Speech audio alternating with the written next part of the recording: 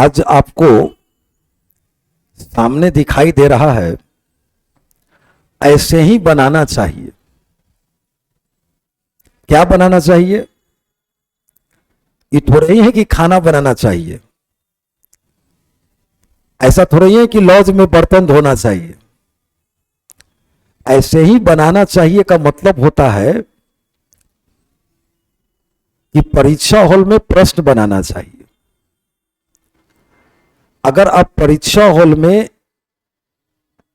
जो आपके पास प्रश्न पत्र आए हैं, जो प्रॉब्लम है, उसको अगर समझदारी से और पेशेंसली नहीं बनाएंगे तो हर क्वेश्चन पर विवाद पैदा होगा, और जहां क्वेश्चन पर कंफ्यूजन पैदा होगा तो आपके अंदर इंटरनल स्ट्रेंथ अपने आप कमते चला जाएगा। तो क्वेश्चन कैसे बनाना चाहिए, इसके लिए मैं कुछ आपको सामने एग्जाम्पल प्रस्तुत करता हूं कि कैसे क्वेश्चन बनाना चाहिए।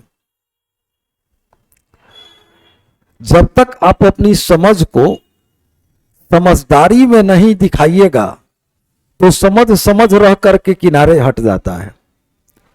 समझ को समझदारी के साथ काम करना चाहिए, और क्वेश्चन पर वही समझदारी आपके परिणाम के लिए सहायक होता है। कैसा समझदारी? तो मैं कुछ क्वेश्चंस आपके सामने दे रहा हूं, थोड़ा ध्यान से देखिएगा। जैसे मैं एक ऐसा क्वेश्चन लिया जिसका प्रत्येक ऑप्शन नजदीक है। इसने बोला कि उस शब्द युग्म को चुनिए जिसमें दो शब्द उसी तरह संबंधित है जैसे निम्नलिखित शब्द युग में दो शब्द संबंधित है, जिसका नाम होता है वर्ड एनालॉजी। तो लिखा है कि बेटर परोसना, जो बेटर है वो परोसना। खाना बनाता है कुक, और खाना जो परोसता है उसको बेटर कहते हैं। तो जो कुक हुआ वो क्रिएटर है, और जो बेटर है वो क्रिएटर नहीं है। बेटर एक तरह से फॉलोवर है, क्रिएटर के बताए हुए बातों को फॉलो करता है कि जाके खाना परोस दो। तो बेटर परोसता है। ये वास्तुकार और फैशन है। वास्तुकार उसको कहते हैं जो किसी चीज का एक आवरण तैयार करता है, जैसे उसको हम लोग, जैसे सिविल इंजीनियर हुआ वो वास्तुकार हुआ, वो किसी चीज को बनाता है, वो क्रिएटर है। तो ये ऑप्शन तो कट गया। वकील कानून को ही खाली वकीले कानून को फॉलो करता है? नहीं, कानून को हर कोई फॉलो करता है। वकील उस कानून को क्रिएटर है, उसको समझाता है। वकील फॉलोवर नहीं है। वकील फॉलोवर को उस कानून से मुलाकात करवाता है, जैसे कुक खाना से किसी को मुलाकात करवाता है बना करके, उसी प्रकार से वकील कानून को किसी दूसरे के सामने प्रस्तुत करता है कि इसको फॉलो करना चाहिए। ये भी कट गया। इंजीनियर को तकनीक कहा जाता है, ये क्रिएटर है। इंजीनियर को तकनीक कहा जाता है, ये तकनीकी कहा जाता है। लेकिन जिस प्रकार से वेटर खाना को परोसता है, मैकेनिक किसी सामान को मरम्मत करता है। मैकेनिक किसी सामान को, जैसे किसी इंजन को बनाता नहीं है, खराब इंजन को मरम्मत करता है मैकेनिक। अर्थात स्वाभाविक तौर पर मैकेनिक का वही काम है जो वेटर का काम है। जैसे वेटर खाना को परोसता है, अर्थात जब खाना बन जाता है तो वेटर परोसता है, और कोई मशीन बना हुआ रहता है और उसमें कोई खराबी आ जाता है, मैकेनिक उस मशीन को बनाया नहीं है। अगर कोई मशीन बना हुआ है और उसमें खराबी आ जाता है तो मैकेनिक उसको मरम्मत करता है, अर्थात ऑप्शन नंबर 1 हो गया। इस प्रकार से अगर समझदारी नहीं दिखाइएगा, आप केवल क्वेश्चन लिए और जल्दी से मार दिए, बेटर परोसना वकील कानून, गलत हो जाइएगा, आप गलत हो जाइएगा। जैसे मैंने एक और क्वेश्चन लिया, उस पर ध्यान दीजिए। मैंने एक क्वेश्चन और लिया, ये देखो कोडिंग डिकोडिंग आ गया। ये क्वेश्चन क्या आ गया? तो ये क्वेश्चन आ गया कोडिंग डिकोडिंग। लिखा है एक कोड भाषा में कोल्ड को ALHY लिखा जाता है। तो आपको कुछ नहीं करना है, जो विद्यार्थी अल्फाबेट पढ़े हुए है बस उसका केवल प्रयोग करेगा।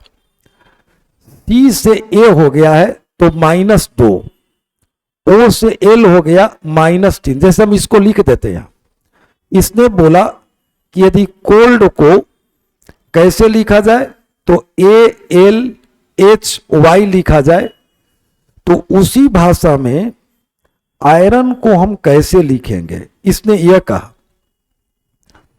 तो कैसे समझदारी दिखाएंगे? तो 3 में से 2 गया 1, 15 में से 3 गया 12, 12 में से 4 गया 8, और इसको देखो, इस D को Y लिखा है तो 30 में से 5 गया 25। इस D को 4 मत बोलो, 30 बोलो। A को 27, B को 28, C को 29, D को 30। जब मैं क्लास लेता हूं तो अल्फाबेट में उनको सब रटवा लेता हूं कि कैसे उसको किया जाता है। जब वो ऑफलाइन में आते हैं तो उनको बुलवा बुलवा के रटवा लेता हूं, ऑनलाइन वाले को भी बताता हूं। तब पहला में 2 लेटर माइनस हुआ, दूसरा में 3 लेटर माइनस हुआ, तीसरा में 4 लेटर माइनस हुआ, चौथा में 5 लेटर माइनस हुआ।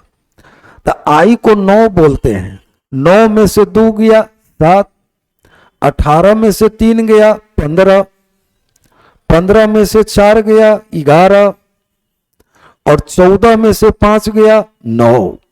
तो जिस ऑप्शन में GOKI होगा उसी ऑप्शन में टिक लगा दूंगा। जिस ऑप्शन में GOKI होगा उसी ऑप्शन में मैं टिक लगा दूंगा। देखो कितनी आसानी से एक सिंगल क्वेश्चन गलत नहीं हो सकता है जब आप समझदारी दिखाइएगा तब। तो जिस ऑप्शन में GOKI होगा उसी ऑप्शन में टिक लगा दूंगा। अब पुनः ध्यान देना, आप लोग को हर चीज समझ में आ रहा होगा, ध्यान देना। मैंने एक क्वेश्चन लिया, नेक्स्ट क्वेश्चन, इसको देखो, इसको, इसका नाम होता है लेटर सीरीज। क्या नाम होता है? Letter series. जब भी लेटर का क्वेश्चन आए तो लेटर मत बोलो, तुम नंबर बोलो, संख्या बोलो, अपने आप वो बन जाएगा। जैसे देखो 6 और 3 9, 9 और 3 12, 12 3 15, 15 3 18, या R हो गया। 2 5 7, 7 5 12, 12 5 17, 17 5 22, या V हो गया। 1 4 5, 5 4 9, 9 4 13, 13 4 17, या Q हो गया।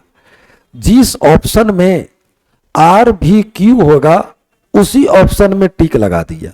देखो क्या कोई प्रॉब्लम है भाई? कुछ नहीं हुआ है। कहां कोई प्रॉब्लम है? देखिए तो एकदम आराम से बन रहा है।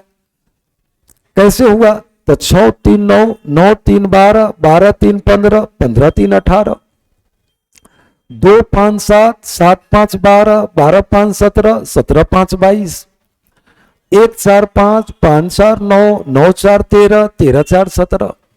जहां यदि आप लेटर बोलने लगिएगा तब आप में डिस्टरबेंस हो जाएगा। तो लेटर नहीं बोलना है, आपको बोलना है नंबर। जहां नंबर बोले तो सारे प्रश्न का उत्तर अपने आप निकल जाएगा। आपको केवल बोलना है नंबर। जैसे फॉर एग्जाम्पल मैंने एक नेक्स्ट क्वेश्चन लिया, इसको देखिए, इसको, इसका नाम है ब्लड रिलेशनशिप।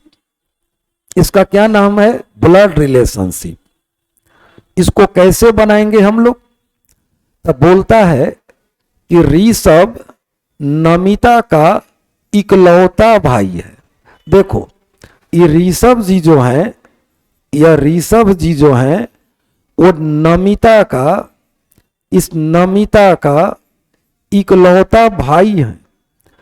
तो जब नमिता का एक गो भाई है तो निश्चित तौर पर नमिता बहन है। ऋषभ जो है वो नमिता का इकलौता भाई है। तो ऋषभ नमिता का इकलौता भाई है, इसका मतलब है कि नमिता ऋषभ की बहन है। यही तो समझदारी दिखाना है। ऋषभ की पत्नी मृदु, इस ऋषभ की पत्नी का नाम है मृदु। इस ऋषभ की पत्नी का नाम क्या है? तो मृदु नाम है। ये वाइफ है। किसकी वाइफ है? तो ऋषभ की वाइफ है। तो आप खुद सोच के बताइए कि ऋषभ की वाइफ हो गई मृदु, तो नमिता की भाभी हो गई मृदु। अगर नमिता की भाई है ऋषभ और ऋषभ शादी किया मृदु से, तो मृदु नमिता की कौन हो जाएगी? तो भाभी हो जाएगी। और नमिता मृदु का कौन हो जाएंगे? तो ननद हो जाएंगे। एकदम सबको ब्रेक डाउन कर दो, सब तोड़ते चलो। ऋषभ की पत्नी मृदु का एक भाई सोनू है। अच्छा, इस मृदु साहिबा का एक भाई है, उसका नाम सोनू है। किसका भाई है? तो मृदु का भाई है सोनू। अब मुद्दा देखो क्या मजा आ गया। ऋषभ का साला हो गया सोनू और सोनू का बहनोई हो गया ऋषभ। और सोनू को मजाक करने के लिए, सोनू को अपने बहन के ससुराल में इंटरटेन करने के लिए, तो सोनू के बहन हो गई ननद नमिता। अर्थात सोनू नमिता को मजाक करेगा और नमिता सोनू को मजाक करेगी। सब देखो कितना क्लियर रिश्ता निकल गया। अब बोलता है इलैना नमिता की इकलौती भतीजी है। अच्छा, इलैना जो है वह नमिता की इकलौती भतीजी है। भतीजी है कब? जब ऋषभ की बेटी होगी इलैना, तब। कौन है? इलैना। ये जो इलैना है वो ऋषभ की बेटी है। तो जब इलैना ऋषभ की बेटी हो जाएगी तो नमिता की कौन हो जाएगी? भतीजी हो जाएगी। और नमिता कौन हो जाएगा? तो इलैना का बुआ हो जाएगी। ये बुआ हो गई और ये भतीजी हो गई। क्लियर हो गया? अर्थात ऋषभ की बेटी जो होगी वही न नमिता की भतीजी होगी। कितना क्लियर है? अब देखो हम टोटल रिश्ता देते हैं। इलैना के पिताजी कौन है? ऋषभ। इलैना की मां कौन है? मृदु। इलैना की बुआ कौन है? नमिता। इलैना का मामा कौन है? सोनू। सोनू का भांजी कौन है? इलैना। मृदु की बेटी कौन है? इलैना। ऋषभ की बेटी कौन है? इलैना। नमिता की भतीजी कौन है? इलैना। इसको बोलते हैं कंसेप्ट। अगर हम इसको ढक दें तो इसको देखकर हम इस पूरे क्वेश्चन को लिख सकते हैं। अगर मैं इसको ढक दूं तो इसको ढक कर मैं इस पूरे क्वेश्चन को लिख सकता हूं। आंसर कौन पूछता है? अगर ऐसे आपके पास कंसेप्ट होगा, इस तरह से आपके पास एकदम क्लियर मापदंड होगा, तो दुनिया का कोई परीक्षा, वो बैंक पीओ हो, वो रेलवे हो, वो एसएससी हो, आपको क्रैक डाउन करना पड़ेगा। उसको होना ही है, वो अपने ब्रेक डाउन हो जाएगा।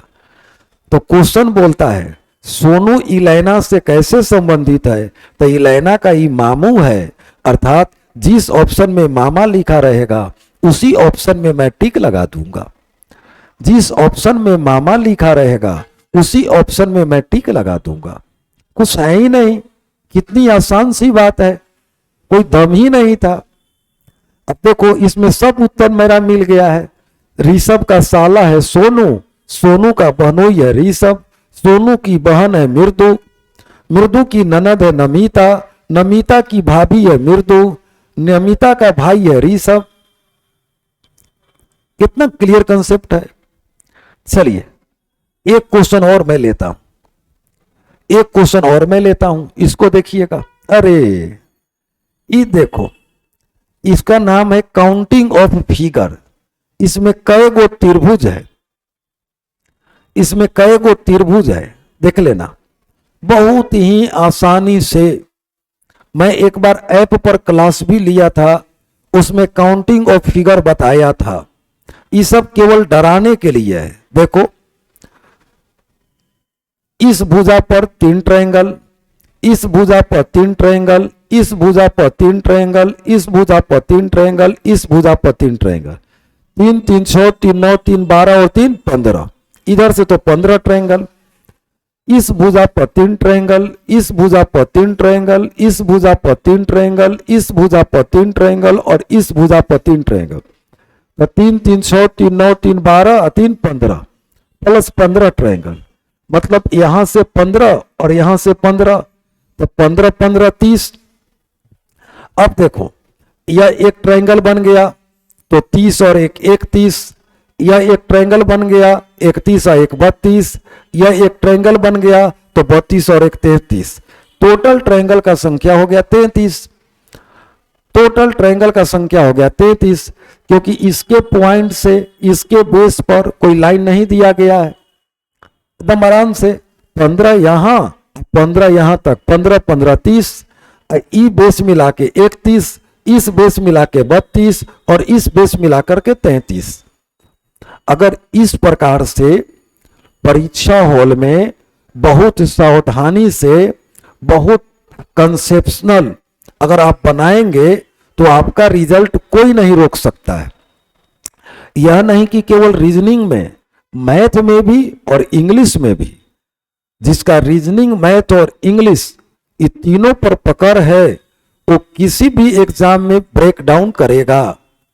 इसलिए सभी लोग को जिस प्रकार से मैंने बताया उसी प्रकार से आप समझदारी दिखाइएगा। और मैं हमेशा YouTube पर कुछ न कुछ अब रोज बताऊंगा, आप उसको ध्यान दीजिएगा। और आज मेरे इस वीडियो को लाइक करेंगे और शेयर करेंगे और सब्सक्राइब करने का कोशिश करेंगे, तो आपके फिर कल हमारी मुलाकात होगी नई क्वेश्चन के साथ, नई जोश के साथ, नई उमंग के साथ। और हम लोग मिल करके सारे धीरे धीरे जो अंदर में डर है उसको हटा देंगे। तो कैसे बनाना चाहिए उसका नाम समझ नहीं है बल्कि समझदारी है। Thank you, best of luck. और आप लोगों के लिए ऑनलाइन भी बैच मेरा उपलब्ध है और ऑफलाइन भी बैच उपलब्ध है। अगर जिसको पढ़ना होगा वो कहीं से भी ज्वाइन कर सकते हैं। Thank you, best of luck. कल फिर नए क्वेश्चन से हमारी मुलाकात होगी। Thank you, thank you, thank you.